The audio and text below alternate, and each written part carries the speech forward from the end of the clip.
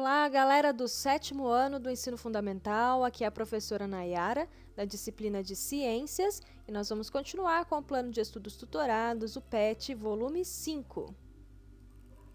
Iniciando a semana 4 com o tema Os Reinos dos Seres Vivos, e esse conteúdo você encontra nas páginas 50 a 56 do PET, volume 5.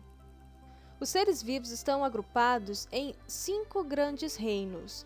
Estes são o reino Monera, onde são agrupadas todas as bactérias, o reino Protoctista, onde estão agrupados as algas e os protozoários, o reino Fungi, onde estão agrupados todos os fungos, o reino Plantae, onde estão agrupadas todas as plantas, e o reino Animalia, onde estão agrupados todos os animais.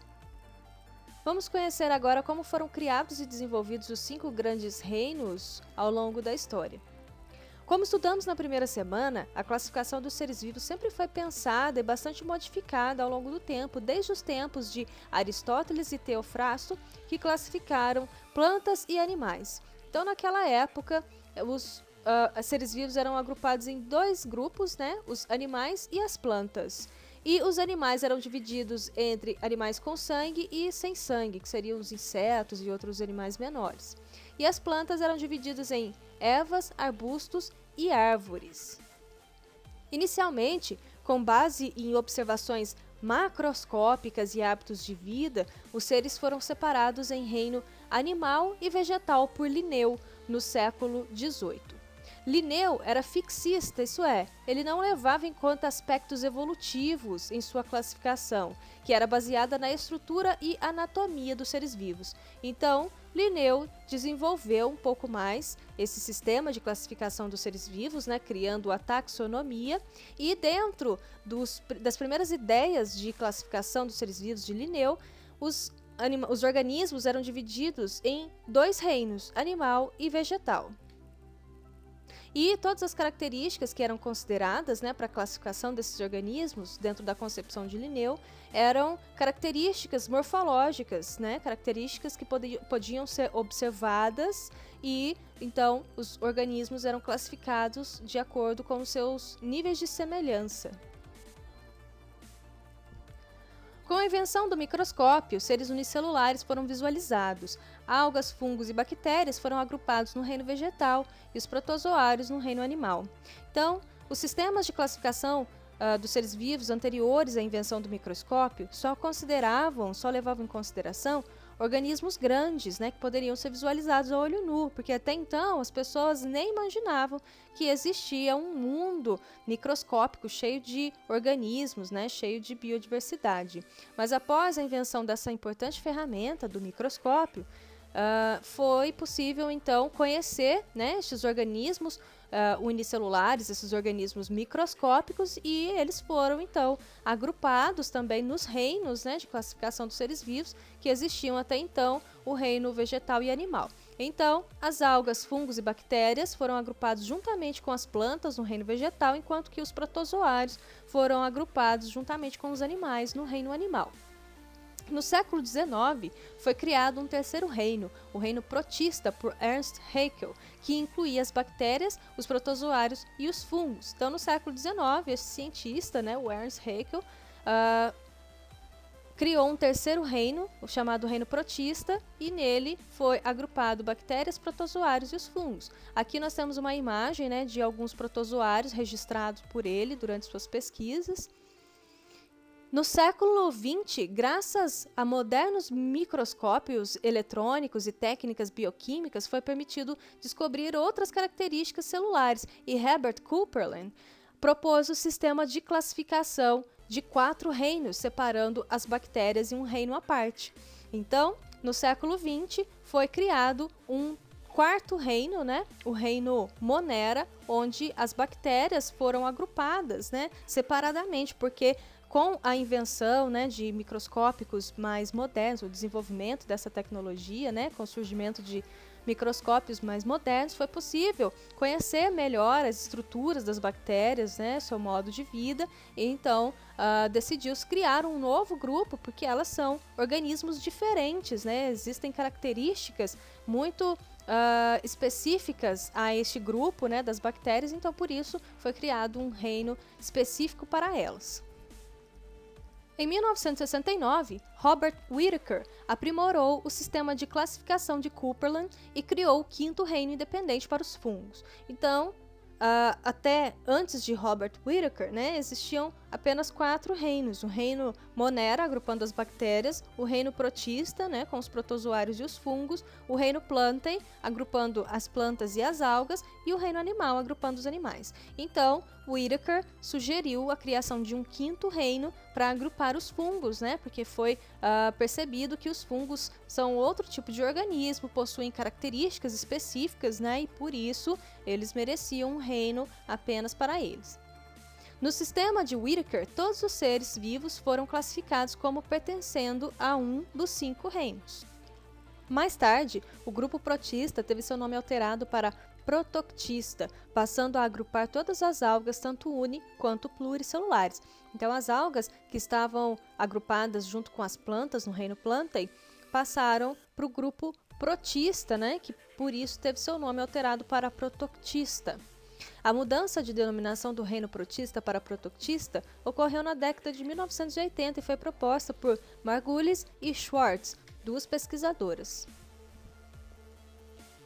Assim, temos os 5 reinos que agrupam os seres vivos: Monera, que é o reino das bactérias; reino protoctista, com as algas e os protozoários; o reino Fungi, que é o reino dos fungos; o reino Plantae, também chamado de metafita, que agrupa as plantas; o reino Animalia, também conhecido como metazoa, agrupando os animais. Whittaker, aquele mesmo pesquisador, aquele mesmo cientista que criou o grupo dos fungos, né, o reino Fungi, desenvolveu os seguintes critérios de classificação. Levando em consideração alguns critérios, né, como nível de organização celular, ou seja, se o organismo ele é eucarionte, aquele que possui núcleo em suas células, e procariontes, que não possuem um núcleo, e também organismos uni- ou pluricelulares, né, com base no número de células que o organismo contém. Unicelular quando contém apenas uma célula e pluricelulares quando contém mais de uma. Modo de nutrição foi um outro critério utilizado por Whittaker, diferenciando os seres em autotróficos, né, aqueles que produzem o próprio alimento, e heterotróficos, que são aqueles que se alimentam a partir de outras fontes externas, né, que não produzem o próprio alimento, levando em conta as suas interações no ecossistema, né. Então eles foram classificados em produtores, né, que são os organismos autotróficos, que produzem o próprio alimento, e os consumidores, que são os heterotróficos, que são aqueles que consomem os autotróficos. Os sistemas de 5 reinos de Whittaker é o sistema mais usado, apesar de existirem outros posteriores. Observe a tabela com os reinos e os 3 critérios de classificação. Então, esses 3 critérios são modo de nutrição, né, se o organismo é autotrófico, que produz o próprio alimento, ou heterotrófico, que se alimenta a partir de outras fontes, né, a partir de outros organismos. Presença ou ausência da membrana nuclear, né, do núcleo celular. E o número de células, se é um organismo unicelular, com apenas uma única célula, ou pluricelular, com várias células. Então, analisando aqui primeiramente o reino Monera. No reino Monera estão agrupados tanto organismos autotróficos quanto heterotróficos, né, que produzem o próprio alimento ou se alimentam de outras fontes. Todos os organismos agrupados dentro do reino Monera são procariontes, ou seja, não possuem núcleo em suas células, né? O DNA ele fica disperso lá no interior da célula, não é armazenado. Com relação ao número de células, todos os organismos são unicelulares e, como exemplos, nós temos as bactérias e as cianobactérias, né? Cianobactérias são espécies, né, de bactérias que realizam fotossíntese, fotossintetizantes. O reino protista agrupa tanto organismos heterotróficos quanto autotróficos. Com relação ao tipo celular, né, são organismos eucariontes com presença de núcleo celular. Com relação ao número de células, tem organismos tanto unicelulares quanto pluricelulares. E exemplos são os protozoários, como por exemplo ameba, paramécio, giardia, né, que são nomes de alguns protozoários, e as algas. O reino Fungi. Os organismos pertencentes ao reino fungi são heterotróficos por absorção, ou seja, os fungos, eles se alimentam a partir de outras fontes e eles absorvem os nutrientes, né, a partir de outros organismos, como por exemplo os fungos decompositores, né, quando nascem ali em troncos podres, eles absorvem os seus nutrientes ali daquela matéria orgânica, né, que está em processo de decomposição. Alguns outros fungos também podem ser parasitas, mas no geral eles são heterotróficos por absorção, eles absorvem os nutrientes do organismo, né? Seja que ele esteja parasitando ou ajudando a decompor. Com relação à membrana nuclear, todos os organismos são eucariontes, né? Então há a presença de núcleo. São organismos tanto uni quanto pluricelulares, né? Existem fungos unicelulares microscópicos e fungos pluricelulares macroscópicos. E exemplos, né, são os fungos como cogumelos, orelhas de pau, leveduras. Reino Plantae agrupa organismos autotróficos com membrana nuclear presente, né? Então a presença de núcleo em suas células, são organismos todos pluricelulares e o exemplo são as plantas, né? Como as palmeiras, musgos, samambaias, pinheiros, etc. O reino Animalia agrupa organismos heterotróficos por ingestão, né? São organismos que se alimentam de outros organismos ingerindo, né? Assim como nós, seres humanos, por exemplo, nós somos heterotróficos, nós ingerimos o nosso alimento. A presença de núcleo, né, nas células, são organismos pluricelulares e o exemplo são animais, como por exemplo sapo, abelha, grilo, minhoca, tartaruga. Nós, seres humanos, estamos agrupados, né, também são aqui dentro do reino animal. Foi proposto por Carl Woese, em 1977, uma nova classificação que atualmente admite que todos os organismos estão incluídos em 3 grandes domínios, que são os domínios bactéria, arqueia e eucária. Este grupo bactéria agrupa todas as bactérias, o grupo arqueia inclui todas as arqueobactérias, que são espécies de bactérias extremófilas que se desenvolvem em ambientes extremos com altíssimas temperaturas ou extremamente ácidos, ambientes onde normalmente outros organismos não se desenvolveriam. E o grupo eucária inclui todos os organismos, né, eucarióticos, que são aqueles pertencentes aos reinos Protoctista, Fungi, Plantae e Animalia. E os vírus? Percebeu que eles não entraram em nenhum dos 5 reinos? A discussão sobre a classificação dos vírus como ser vivo é bastante controversa, mas a maioria dos cientistas ainda não os consideram como seres vivos, pois eles não possuem célula, que é a unidade fundamental dos seres vivos, e nem metabolismo próprio. Então, os vírus eles não possuem estrutura celular, como os demais organismos, né, considerados seres vivos, e eles não possuem metabolismo próprio, ou seja, para ele poder se reproduzir, se desenvolver, ele necessita estar parasitando uma célula de um outro organismo. Fora de uma célula, ele é uma estrutura inerte. Então, eles são parasitas intracelulares obrigatórios, assim como o vírus da Covid-19, né, o coronavírus, e eles precisam infectar uma célula para poder se reproduzir.